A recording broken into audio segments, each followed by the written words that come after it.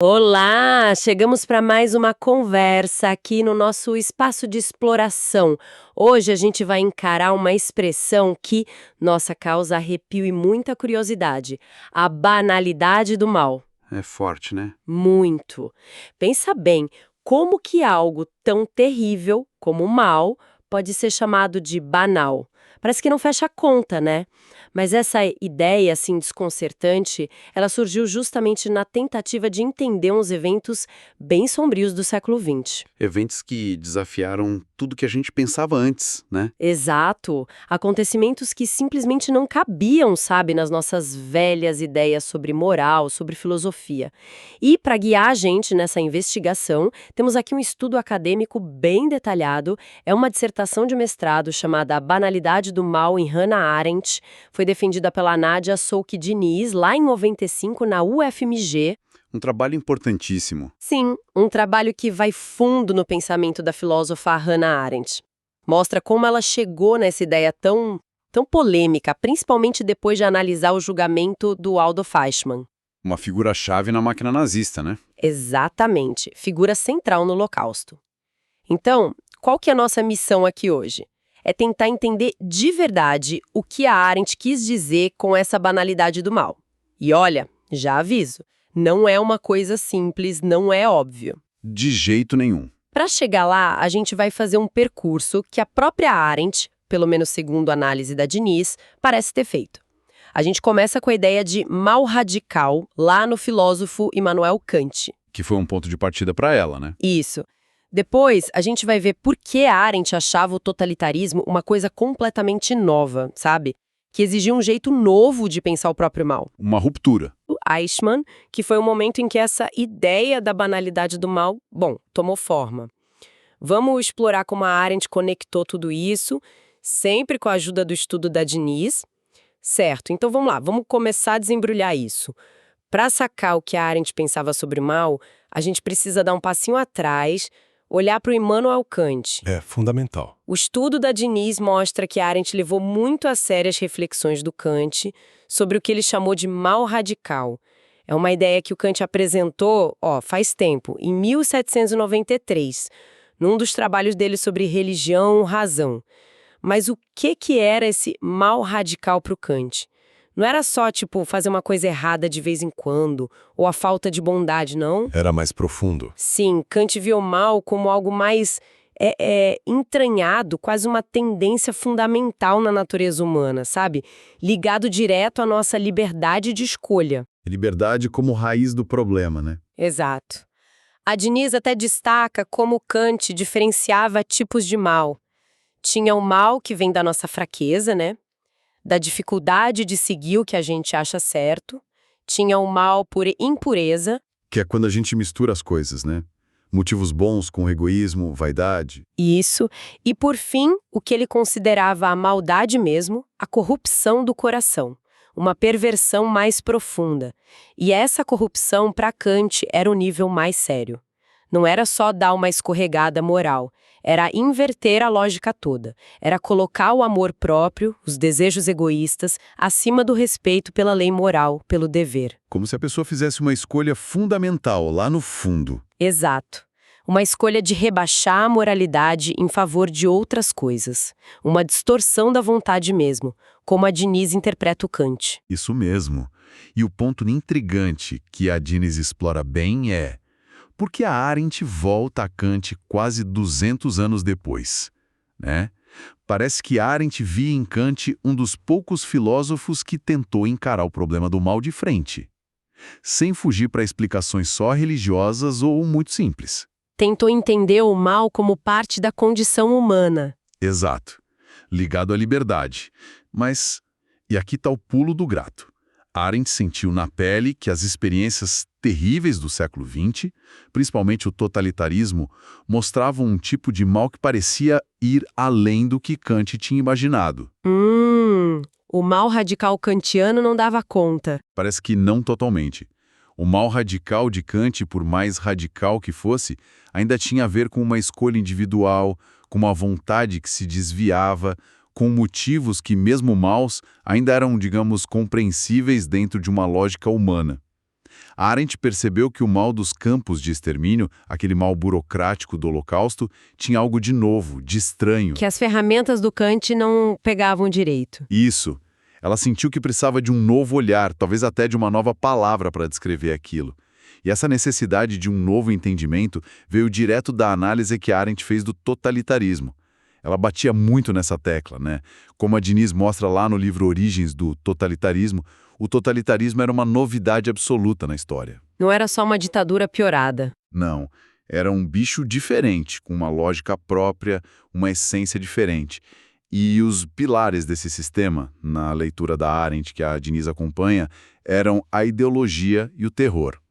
Mas atenção aqui. Certo. A ideologia totalitária não é só um conjunto de ideias políticas.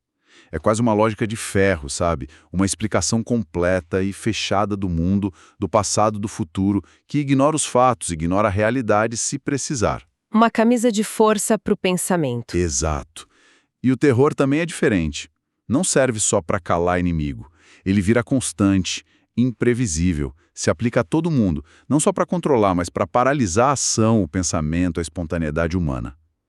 O objetivo final, segundo a Arendt, era algo pavoroso: refazer a própria natureza humana, provar que tudo era possível. E tem um conceito-chave que a Arendt ressalta muito na obra da Arendt: a ideia de que o totalitarismo cria, de propósito, seres humanos supérfluos. Supérfluos. Como assim? O sistema funciona de um jeito que certos grupos de pessoas são declarados desnecessários, sabe? Descartáveis, sem lugar no mundo. Primeiro, perdem os direitos legais, viram não cidadãos. Depois, perdem a capacidade de agir moralmente, de fazer escolhas que importam. E, por fim, tenta-se destruir a individualidade deles, a singularidade. Meu Deus. E aí se conecta com o mal. A Arendt sugere que essa forma nova de mal surge justamente nesse sistema que trata seres humanos como lixo supérfluo. E os campos de concentração e extermínio, para Arendt, foram os laboratórios macabros onde se testou essa ideia de que tudo é possível, inclusive destruir a própria humanidade. Laboratórios. Que imagem terrível. O objetivo ali não era só matar o que já seria monstruoso, claro. Era, antes disso, eliminar a pessoa jurídica, depois a pessoa moral e, por fim, a individualidade das vítimas. Era transformar seres humanos em meros reflexos condicionados. Provar que a espontaneidade humana podia ser aniquilada. Era apagar o que nos faz humanos, diferentes uns dos outros. Exatamente. Apagar a pluralidade, que para Arendt é a base da vida política e da própria condição humana. É difícil até de processar isso tudo. Então, o que você está dizendo é que o totalitarismo cria uma espécie de ecossistema do mal. Um sistema onde o mal não brota só da maldade profunda de indivíduos perversos, mas de algo mais difuso, ligado à estrutura, à burocracia, talvez até mais anônimo. Exato. Foi essa percepção que começou a tomar forma na Arendt. Ela notou que, claro, tinha sádicos, tinha fanáticos ideológicos nos regimes totalitários, óbvio. Mas uma parte enorme da máquina do mal era operada por gente que parecia Normal. funcionários públicos, burocratas, gente cumprindo ordens dentro de uma engrenagem gigantesca. O sistema em si parecia produzir um tipo de mal que não dependia tanto da intenção maligna de quem executava, mas da lógica interna do sistema, da obediência automática, da eliminação de espaços para pensar criticamente ou para sentir empatia. Entendi. Foi essa intuição, essa percepção incômoda que ficou mais nítida para ela e a levou a formular a ideia da banalidade do mal quando ela foi ver de perto o julgamento do Eichmann. E com isso a gente chega em Adolf Eichmann. Para quem não lembra bem, ele foi um tenente-coronel da SS, aquela organização paramilitar central do regime nazista, e foi um dos principais responsáveis por organizar logisticamente a deportação de milhões de judeus para os campos de concentração e extermínio. Uma peça-chave na solução final. Exato. Depois da guerra, ele fugiu, ficou escondido, mas foi capturado na Argentina pelos serviços secretos israelenses, levado para Israel e julgado em Jerusalém em 1961. Hannah Arendt cobriu esse julgamento para a revista The New Yorker. E o livro que saiu disso? O livro que nasceu dessa cobertura, Eichmann em Jerusalém, um relato sobre a banalidade do mal. Publicado em 63, caiu como uma bomba. Gerou uma polêmica gigantesca. A controvérsia foi enorme. E a Diniz dedica uma boa parte do estudo dela a destrinchar isso. Arendt apanhou muito, por várias razões. Muitas frentes de crítica, né? Sim. Por exemplo, por analisar o papel que alguns conselhos judaicos, os Judenräte, aqueles corpos administrativos que os próprios nazistas forçaram as comunidades judaicas a formar, tiveram sob a pressão imensa dos nazistas. Muita gente achou que ela estava culpando as vítimas. Uma leitura muito sensível, né? Com certeza. Ela também foi criticada por rejeitar a ideia de uma culpa coletiva do povo alemão, insistindo na responsabilidade individual de quem agiu ou se omitiu. Mas, assim, sem dúvida, o ponto mais explosivo da controvérsia foi o jeito como ela descreveu o próprio Eichmann. E aqui a coisa fica realmente perturbadora. O que deixou a Arendt chocada e depois chocou muita gente foi encontrar no Eichmann a figura de um monstro sádico, sabe? Um demônio com sede de sangue ou um fanático ideológico cego de ódio. Que era o que muitos esperavam, talvez. Exatamente. Pelo contrário. O que espantou ela foi a normalidade aparente dele. Uma superficialidade que chegava a ser assustadora. Eichmann parecia incapaz de pensar por conta própria. Como assim, incapaz? Ele falava usando chavões, frases feitas, o jargão da burocracia. Dava a impressão de ter uma dificuldade quase completa de se colocar no lugar de outra pessoa, sabe? De imaginar como o mundo parecia do ponto de vista das vítimas dele. É dessa observação desconcertante que nasce a famosa e tão debatida expressão banalidade do mal. O que a Arendt quis dizer com isso, segundo a interpretação cuidadosa da Diniz, banal aqui não quer dizer que o mal seja comum, aceitável, ou que os atos do Eichmann fossem pouca coisa. Não. De jeito nenhum. Isso é um erro comum de interpretação. Total. O ponto da Arendt é muito mais radical e perturbador. Atos de uma monstruosidade sem precedentes que levaram à morte milhões podem ser cometidos não apenas por monstros, mas por pessoas assustadoramente normais, comuns, medíocres até. E a raiz desse mal não seria uma profundidade diabólica ou uma convicção ideológica fervorosa, mas algo muito mais raso, uma ausência de pensamento. Ausência de pensamento. Essa é a chave. Uma recusa ou incapacidade de parar para refletir criticamente sobre o que se está fazendo, sobre o significado e as consequências dos próprios atos. Seria agir conforme as regras, cumprir ordens dentro de um sistema, sem fazer aquele diálogo interno silencioso que, para Arendt, é a essência do pensar. Essa é a chave mesmo. A ausência de pensamento. Arendt usa o termo em inglês thoughtlessness, que a Diniz trabalha como vazio de pensamento. E é fundamental não confundir isso com o mal radical do Kant, né? Certo. Qual a diferença principal? Lembra que o mal radical kantiano tinha raiz. Vinha de uma decisão da vontade, mesmo que fosse uma vontade pervertida. Pois o mal banal na visão da Arendt é o oposto. É superficial. Não tem raízes profundas.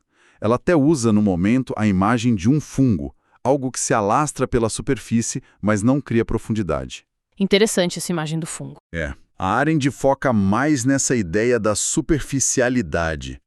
Esse tipo de mal, argumenta Arendt, encontra terreno fértil em sociedades modernas, muito burocratizadas, onde as pessoas viram meio que engrenagens. A responsabilidade pessoal se dissolve e o pensamento crítico é desencorajado, ou substituído pela simples adesão às normas e procedimentos. E Eichmann, para Arendt, era a encarnação desse vazio de pensamento. Ele não era burro no sentido comum, tinha inteligência o suficiente para organizar a logística complexa das deportações. O problema era outro. Ele parecia incapaz de pensar no sentido que Arendt dava à palavra. Incapaz de julgar, de refletir moralmente. Exato. Incapaz de estabelecer um diálogo interno, de tentar ver as coisas pela perspectiva dos outros. Ele até tentou se justificar de um jeito bizarro, distorcendo Kant. Disse que apenas cumpria seu dever seguindo a lei do Führer como se fosse um mandamento moral absoluto. Uma caricatura grotesca da filosofia kantiana. Totalmente. Porque ignorava o conteúdo criminoso da lei que lhe obedecia. Ele vivia imerso nos clichês, na linguagem técnica da administração, e isso funcionava como um escudo, sabe? Protegendo ele de encarar a realidade humana brutal das ações dele. Peraí. Então a ideia não é que ele fosse, tipo, intelectualmente limitado, mas que faltava algo mais fundamental, uma capacidade de reflexão moral, de conexão com a realidade do que ele estava fazendo, é isso? Exatamente. Não era falta de QI, era falta de pensamento crítico e de julgamento moral. É como se ele tivesse se desconectado da realidade humana por trás dos papéis e das ordens. E aí, conectando tudo, Arendt parte de Kant, reconhece a importância dele para pensar o mal, mas mostra que o conceito de mal radical não dava conta de explicar o totalitarismo e figuras como Eichmann. O totalitarismo preparou o terreno. Sim, o regime totalitário, com sua ideologia totalizante e seu terror paralisante, cria um ambiente perfeito para essa banalidade do mal florescer. Ele destrói o espaço público, onde as pessoas poderiam debater e ver diferentes perspectivas, isola os indivíduos uns dos outros e até de si mesmos. E, no lugar do pensamento crítico, Coloca a obediência cega à lógica da ideologia ou o cumprimento automático de tarefas burocráticas. E é fundamental entender que esse vazio de pensamento não é estupidez, não é falta de inteligência. É mais uma espécie de fuga da realidade, uma incapacidade de ter aquele diálogo silencioso consigo mesmo, o que Arendt chamava de 2 em 1, que permite a gente examinar o que dizemos e fazemos e assim formar nossos próprios julgamentos sobre certo e errado. o diálogo interno que nos permite julgar. Isso. Eichmann parecia viver nesse vácuo, blindado por frases prontas e pela rotina administrativa que o mantinham longe das consequências concretas e humanas dos seus atos administrativos. Certo, a análise é poderosa e, nossa, bastante sombria. Mas aí vem a pergunta que não quer calar. Por que revisitar tudo isso hoje? Que relevância tem essa discussão sobre um conceito filosófico ligado a um oficial nazista, julgado há tantas décadas? O que isso tem a ver com a gente agora? Ah, tem tudo a ver. Porque a banalidade do mal, entendida como essa possibilidade de cometer atos terríveis por falta de pensamento, por conformismo, por incapacidade de julgar e de assumir responsabilidade individual, isso não é um fantasma que ficou lá atrás, restrito ao nazismo. Não é coisa do passado. Um risco constante nas sociedades modernas, talvez até mais forte naquelas muito burocratizadas, massificadas, onde a gente pode se sentir só uma peça na engrenagem, né? Faz sentido. A questão urgente que isso coloca para nós hoje é: quais são as condições sociais, políticas, culturais, até tecnológicas, que hoje podem estar incentivando ou, ao contrário, dificultando o pensamento crítico, a reflexão moral, o julgamento independente? Será que a gente está imune a cair nesse vazio de pensamento? A simplesmente seguir o fluxo, sem questionar? A se desconectar da realidade e da nossa responsabilidade pessoal? Uma pergunta incômoda. Muito. A lição de Arendt, trazida pela análise da Diniz, é um chamado permanente à vigilância. Vigilância sobre a fragilidade do nosso próprio pensamento e sobre as consequências devastadoras que podem vir quando a gente abre mão dele. Foi uma jornada e tanto que a gente fez hoje, hein? Começamos lá com Kant e sua ideia de um mal radical ligado à liberdade humana. Vimos como Hannah Arendt sentiu que precisava ir além ao se deparar com a face inédita e brutal do totalitarismo. Um sistema que criava seres humanos supérfluos. Exato, e que usava campos de extermínio para tentar destruir a própria humanidade. E aí chegamos ao centro da questão com o julgamento de Eichmann, que levou a Arendt a formular essa ideia tão controversa e, nossa, essencial da banalidade do mal. A possibilidade assustadora de que o mal extremo possa surgir não da monstruosidade deliberada. De aterradora, de uma simples, mas catastrófica ausência de pensamento. Exato. E a análise da Arendt sobre esse percurso da Arendt nos deixa com muitas perguntas no ar, né? É interessante como Arendt liga essa banalidade do mal, essa falta de pensamento, a uma espécie de irrealidade, uma incapacidade de encarar o mundo como ele é, de ter aquele diálogo interno que permite pensar e julgar. Uma fuga da realidade, no fim das contas. Pois é. E se o mal pode se tornar banal por essa recusa ou incapacidade de pensar, de se conectar com a realidade e com os outros, isso leva a gente a uma pergunta final, talvez um pouco provocadora, sobre o oposto disso. Que seria? E o bem? E a bondade? Será que a bondade também pode ser banal, no sentido de ser automática e refletida, só um costume, uma coisa feita sem pensar? Ou será que a verdadeira bondade, ao contrário do mal banal, exige sempre um esforço consciente de pensamento, de empatia, de julgamento e de um engajamento ativo com a complexidade do mundo e com a humanidade do outro? Fica aí a questão para a gente continuar pensando. Uma questão profunda, sem dúvida, para levar com a gente. E com ela, encerramos nossa conversa de hoje. Agradecemos muito por nos acompanhar nesta exploração das ideias de Hannah Arendt sobre a banalidade do mal, com a ajuda valiosa do estudo de Nadia Sokidines. Até a próxima!